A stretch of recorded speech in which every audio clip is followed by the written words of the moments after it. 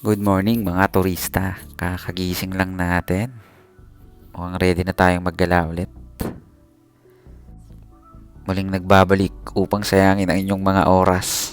Tara, samahan nyo ko ulit sa ating vlog kuno. Tara G. Kaya ngayon mag-breakfast muna tayo dahil mahaba ang araw natin. Dahil sure mapapagod na naman tayo.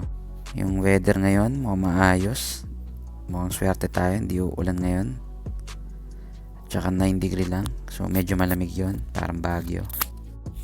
So meron tayong 45 minutes na biyahe papuntang Monaco. So tignan natin yung mga magandang view dito.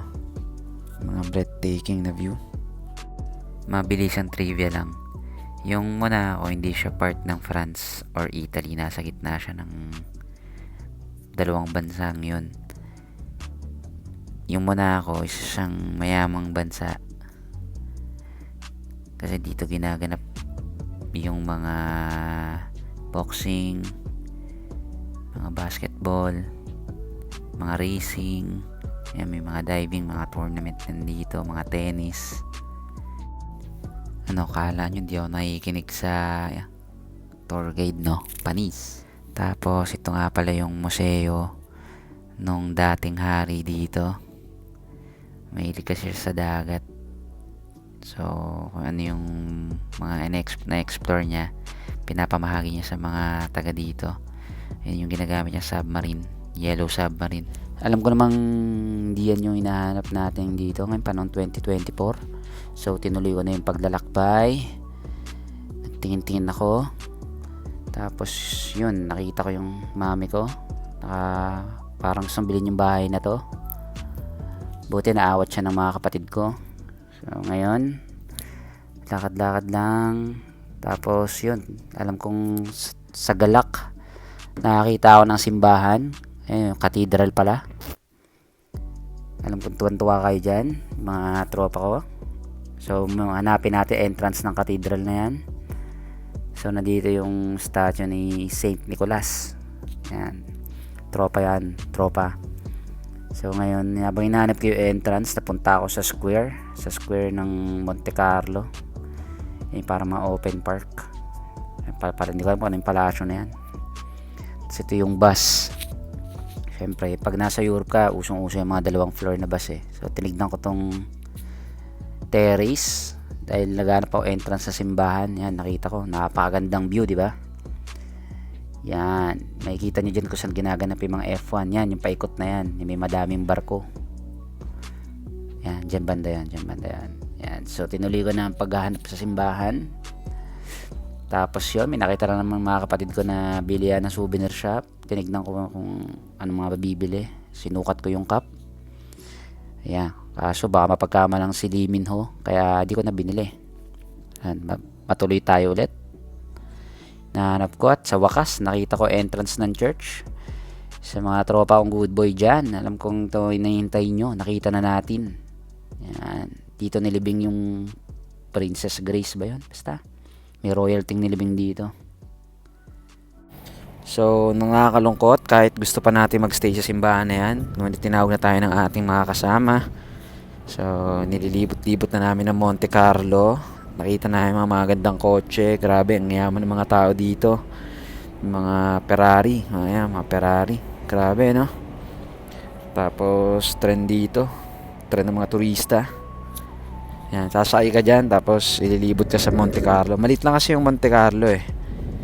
Dahil binobola to ng mga casino, mga hotel, tapos mga brand, mga luxurious brand. Ayan, grabe, mga Lamborghini, oh. Mga Rolls Royce yung kanina, di ba?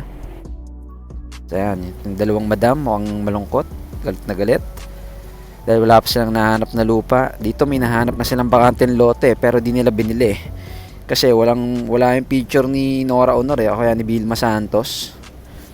Ayan, tapos naganap na kami ng lunch kaso wala kaming mahanapan talaga ng kanin. Kahit sa kami pumunta, puro tinapay dito at pizza. Umay ka talaga pag di ka sanay na walang kanin. So pumunta kami sa mga mall. Kita namin mga gandang design dito sa mall. Grabe mall nila dito. Ayan, may mga luxurious brand ng kotse. Si Lightning McQueen yata yan, pre. Ito yung mga F1 formula. Ayan, mga statue nandito, mga silver, no. Di mo, mall na, may chandelier pa, no. Ayan, so bandang uli, yun, puro tinapay din kinain namin.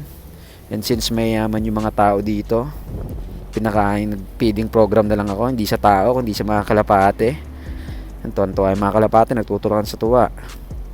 Ayan. Pagtas ko magpakain ng mga kalapate, nagulat ako, nandito na ako sa isang bilihan ng relo. Ayan, sinukat na nga ni ate sa akin. Ayan, tinitignan ng tita ko. Hindi na makita ulo niyan. Ayan, tinignan ko.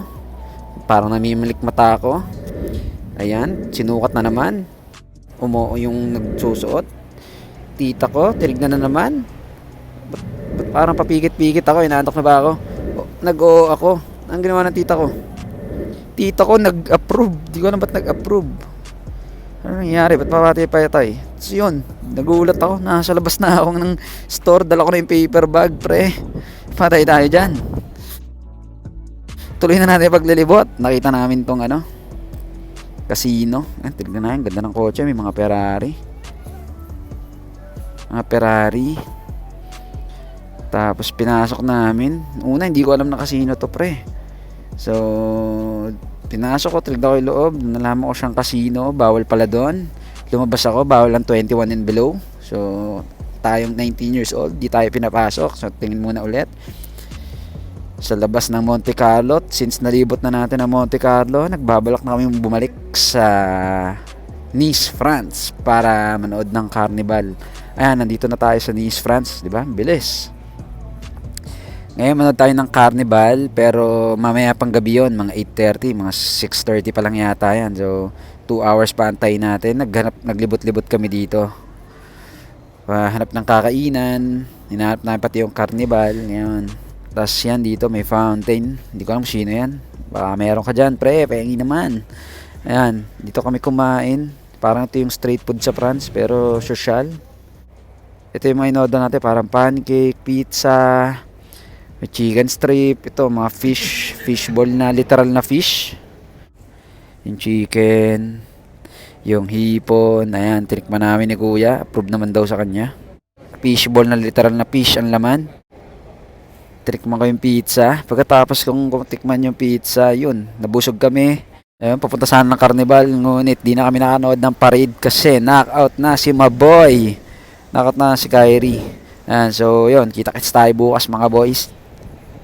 See you bukas, babush.